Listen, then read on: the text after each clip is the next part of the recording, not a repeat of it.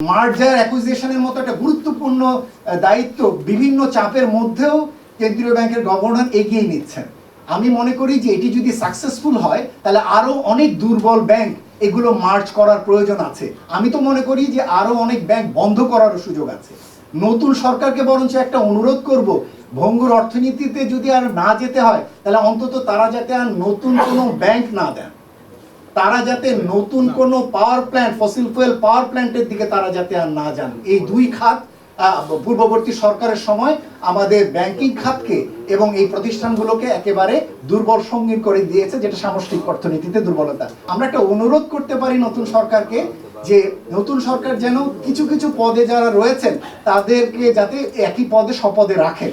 এর ভিতরে একজন হতে পারেন কেন্দ্রীয় ব্যাংকের গভর্নর মহোদয়।